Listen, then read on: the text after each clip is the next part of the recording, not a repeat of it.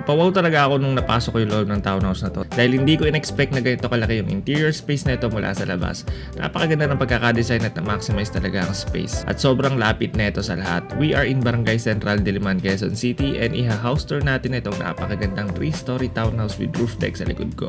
My name is Angelo from Townhouse Central and welcome sa ating house tour number 104. Tara, samahan niyo ako.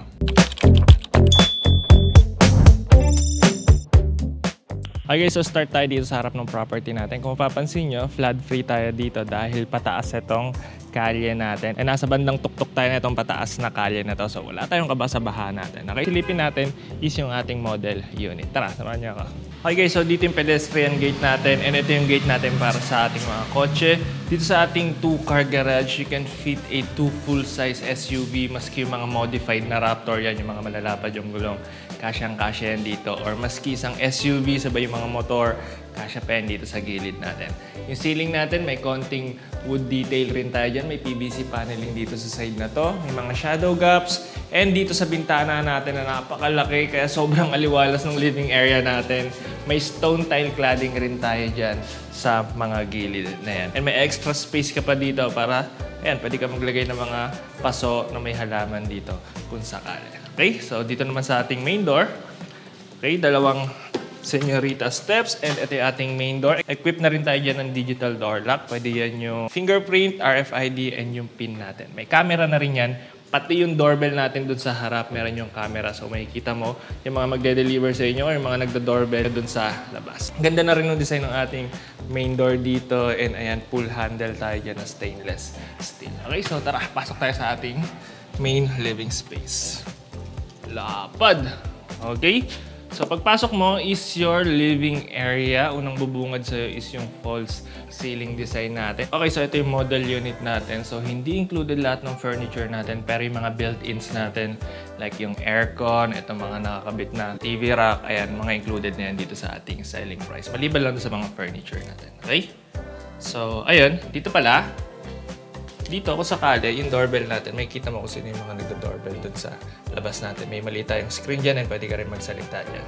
Okay? And so, maski naglagay sila dito ng malaking L-shape or maski extend pa yan dyan, hindi nagmukhang masikip dito sa ating living area and hindi kulob dahil dito sa napakalaki nating sliding window sa side na to. May pagka-corner glass pa yan yung side na to. So, ayan, pasok talaga lahat ng liwanag galing dun sa garahe natin. Okay? Dami natin pin lights dyan and yung false ceiling design. Mga shelves rin tayo dito sa ibabaw ng ating TV rack or dito sa ating media walls. So, at least may idea na kayo kung ano yung kakalabasan nito. And maganda dito is hiwalay yung ating living area, yung dining and yung kitchen dahil ayan, nasa gitna yung ating staircase bracket dun sa ating mga bedrooms. Okay, so naglagay na rin sila dito ng fluted wall panel. Ayan, ang ganda na rin ng kinalabasan. And dito, yung buong property natin is merong shadow gap sa gilid. Dito sa gitna yung ating 6-seater na dining table set. Ayan, maluwag pa rin yung daanan natin dito sa gilid. Dito, maski maglagay ka pa ng dual door na fridge na mas malaki. Ayan, dito sa ilalim ng staircase natin. And may extra storage space rin tayo dito sa ilalim ng ating staircase. Okay, so itong mga ilaw natin included yan. Itong drop lights natin dito sa baba ng ating 6-seater na dining table set, included na rin yan. And ang ganda and ang cozy ng kinalabasan ng design natin dito. Isa pa sa nagandahan ako dito is nasa gitna yung sink natin. Meron tayong dual sink dito sa side na to. Quartz countertop na merong marble grain design. And isa sa nagandahan ako dito, yung breakfast nook natin.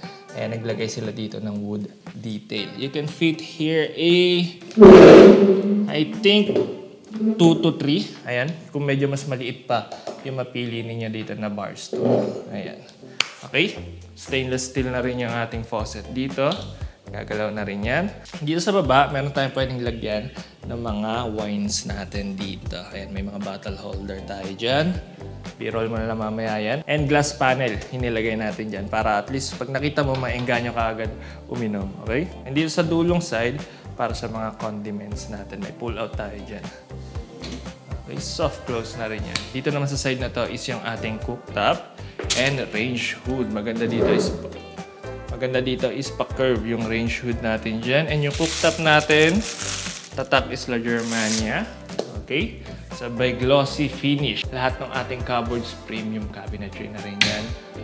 may glossy finish design. Sabay may mga LED na flush na strips tayo dyan for added aesthetics and at least maliwanag na rin dyan kung sakali. Pati dito sa baba may under cabinet lighting tayo dyan. Same yung countertop natin dito and dito sa ating island counter. Okay? Check natin nasa baba. Okay? Ito, dito yung ating mga utensils. Ayan, sa mga tinidor, kutsara. Ayan, soft close na rin yan. Ito maluwag. So parang ito na rin yung pantry natin. Ayan. May mga pull-outs na rin tayo dyan. Soft close na rin. Okay, so dito naman sa side na to, may pagka-cove ceiling design tayo dyan. And hindi ko rin napansin, kaya pala medyo maliwanag kasi may flash pa rin tayo dito na LED strips dyan. Okay? So kala nyo dito lang sa side na to may cabinet. Pues, nagkakamali kayo. Meron pa tayo dito sa side na to. Very functional. Almost lahat ng space na itong island counter natin is na-maximize dahil hanggang dito sa side na to is nalagyan ng cabinet space. Okay? And sa talaga sa natawa ko dito is ang lapad ng frontage natin. So, ayan, hindi pa masikip yung daanan natin dito papunta sa ating service kitchen or yung service area natin. Ito yung ating laundry area. Dito na rin yung ating air well. Covered yung taas natin dyan pero pasok pa rin yung hangin since naka-elevate. Hindi rin kulob dahil parang polycarbonate yung nilagay nila dyan. Andito na rin yung ating mga condenser ng AC units natin sa mga bedrooms dun sa likod. May L-shape tayo dito na counter, granite tiles, undermount yan, sabay may sink dito. And if ever, maglalagay ka na lang ng cabinet dito sa baba na to. Dito yung inyong spot for your washing machine and dryer. Okay? Hindi rin siya kulob dahil glass panel to. Pasok pa rin yung liwanag mula dun sa garahe natin. Dito sa kanan or sa kaliwa is yung ating full toilet and bath. So, hindi lang siya powder room. Full toilet and bath dyan. Ito ba nandito? Dito ko sa taas. Sali natin. Ayan, yung ating shower area. Dito sa baba. Dito sa gitna yung ating toilet. And, ayan, floating vanity cabinet design with vanity mirror. Maski dito sa baba, meron pa rin cove ceiling design dyan sa taas natin. Okay? Hindi rin cool dito dahil merong owning window dyan sa likod. Okay? Wala lang dito ang exhaust fan. Okay, so yun na lang yung kulang dito. Okay, so dito lang para sa ating first floor. Akit na tayo sa second floor natin. Andun yung mga bedrooms natin. Okay, so kung Ba't ba ako dyan dumaan? Okay. Ulit. Okay, so kung townhouse developer ka and may townhouse project ka na gustong i-feature sa aming social media accounts or dito sa aming YouTube channel, kindly send us a message dito sa aming number dyan or dito sa aming email. Ayan, available yan through Viber and WhatsApp. Okay, so tara! Okay, so sa nagandahan ako dito, yung staircase natin ang lapad. Oh. Kung papansin nyo, hindi kayo mahirapan mag-akit ng mga gamit. And maski magkasalubungan kayo dito, hindi na kayo gaganan. Maski magmanggaan kita dyan. Okay? Pati itong hallway natin ang lapad. Okay? Dito muna tayo sa ating master bedroom. Meron tayo dito total of 2 bedrooms. Tara! Kamaya na itong kwarto na to. Dito muna.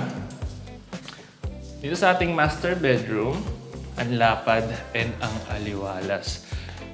As you can see, you can fit here a full king-size bed or maski California king-size bed kasyang-kasya dyan. May false ceiling design tayo dyan. Maraming pin lights, may mga shadow gaps. Dito yung inyong media wall. Andito na rin yung spot ng ating AC unit. And maganda dito, na-maximize talaga nila yung space. Yung bay window area natin dyan. Naglagay sila dito ng sitting area or maski pwede kang humiga dito. Pwede ka dito magbasa dito sa likod ng bintana natin. At least maliwanag and hindi ka mahirapan magbasa kung sakali. Yan, kitang-kita mo rin yung view ng puno dito, puno ng mangga dito sa harap natin. So kung ayaw mo muna humiga doon sa kama ninyo kasi medyo marami ka pa, hindi ka pa nakakaligo, ayan, pwede kang tumambay muna dito habang nanonood ng TV. Okay, so isa rin sa nagandahan ako dito, yung ating built-in cabinets o yung built-in wardrobe natin, glass panel, smoke glass. Ayan, may pagka-dark yan. Ayan, may mga ilaw siya dito, may mga flush LED strip siya. Kaso hindi ko alam kung saan siya bubuksan. Bawat cabinet natin dyan is merong flush na LED strips. Ayan, kitang-kita mo yan dyan. And may pull-out drawers dito sa gitna. And kung sa tingin nyo kulang pa tong cabinet space na to, huwag kayong mag-alala dahil meron tayong walk-in closet dito sa loob ng ating ensuite toilet. Ito sa ating ensuite toilet and bath, andito na rin yung ating walk-in closet.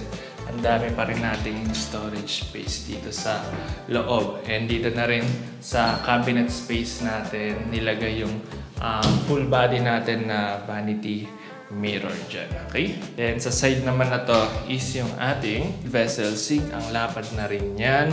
Sa gitna yung ating toilet and dito yung shower area natin. Ang lapad ng shower space natin dito.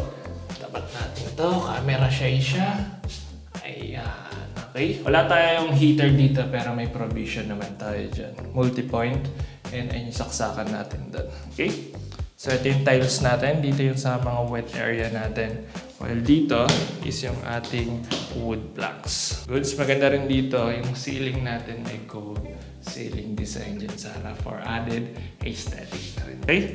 So ito lang para dito sa ating master bedroom. Pati yung hallway dito pagpasok mo. Ang lapad. Okay? Punta naman tayo dito. Dito sa gitna, may isa pang pinto. So, this could be an office area or storage space. Pwede rin ito maging maid's quarters kung sakali. Maski double deck, kasya pa rin dito. Hindi rin siya kulob dahil may air well ka dito sa gitna with casement window. Okay? Dito naman sa likod na part is yung ating bedroom number 2. Ayan. Ang luwag rin ng space natin dyan. Maski queen size bed, nagkasya. Dito sa side na to yung ating built-in wardrobe. Hindi man siya floor to ceiling, naglagay pa rin sila ng shelf dito sa taas na part. And may konting design tayo dito sa ceiling. May pagka-cove ceiling design dyan. May mga shadow gaps. Dito sa part na to is yung ating media wall and yung spot ng ating AC unit which is included na rin. And ayan, ang lapad ng bintana natin dyan. So napasok yung liwanag dito sa ating bedroom number 2. Ito yung air well natin and nandito na yung condenser ng AC unit natin. So if ever dito ka na rin maglalagay ng fire escape. And maganda dito sa ating bedroom is may ensuite toilet and bath ka. Ayan, may floating vanity cabinet design ka. Sa gitna yung ating toilet and ito yung shower area natin. Nakababa na naman sila. Lagyan natin yan dyan. Okay. Okay, so meron tayo ditong half glass na shower enclosure and yung ceiling natin dyan may pagka-cove pa rin dyan. Okay? Parang taas ng mga pintuan natin dito. I'm 5'9" or 5'10" and ang taas pa ng mga pintuan natin compared sa iba. May pagka-high ceiling tong property natin. Okay? So ito lang para sa ating second floor. Nawakit na tayo sa third floor natin. Meron pa tayo dun 2 bedroom and isang family room or multipurpose room. Okay? Tara! So ang lapad talaga nung hagdan natin dito. May mga low-level lighting tayo dito. Ayan, pati yung handrails natin dito is may wood design. Pati yung threads natin, solid wood dyan. Ito yung hallway natin dyan, kung papansin nyo. Napakalapad pa rin. And ang ganda rin ng nilagay nila dito, chandelier or modern drop light dito sa staircase natin. Mas maganda siguro dito kung dadamihan mo pa yan. No? Medyo mas mahahaba pa. Diba? Mas maganda yun para mas takaw sa kuryente. Diba?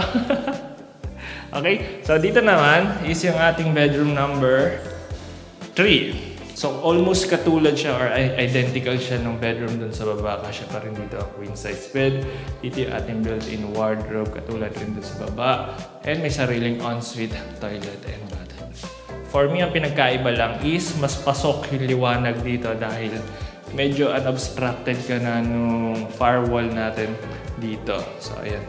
Pasok na pasok yung liwanag natin dyan. So, dito yung ating media wall and yung spot para sa ating AC unit. Okay, so tara! Ang lapad ng hallway natin dito. So, on this side is merong common toilet and bath para sa ating bedroom number 4 and sa ating multipurpose room. Ayan, malapad rin. Okay, floating vanity cabinet design. Meron tayong toilet dito sa gitna. And, ayan, may shower area natin dito. Medyo masikip lang. And hindi mo matotoo itong bukas yan. Pero saktong-sakto pa rin. Okay, yan yung shower area natin. And may air well tayo dito sa gitna. Ayan, mag-share yung ating bedroom number 4, which is nandito sa gitna. So, hindi siya ganun kalakihan, pero kasya pa rin ang single or semi-double size na bed. Ayan, hindi rin kulog dito dahil meron kang casement window dito sa gitna, which opens up dun sa ating air well dito sa gitna. And dito na rin yung access natin sa kung sakaling magme-maintenance kayo ng bubong. Ayan, may hagdan tayo bakit dun sa bubong natin. So kung hinahanap nyo yung cabinet, nandito sa likod ng pinto yung ating cabinet. Ayan. So perfect rin ito if lalagyan nyo ito ng parang loft bed design para mas maximize nyo talaga yung space. Hindi siya masikip guys ha. Kasya pa rin dito ang single size na bed and table dito sa side na to. Pero kung gusto nyo mas maximize talaga, ayan, pwede kayo maglagay ng loft bed design dito. So hindi na rin naman kayo magbubutas dito para sa inyo split type AC unit dahil meron ka provision or a window type dito sa side ng air well natin. Okay? Tara!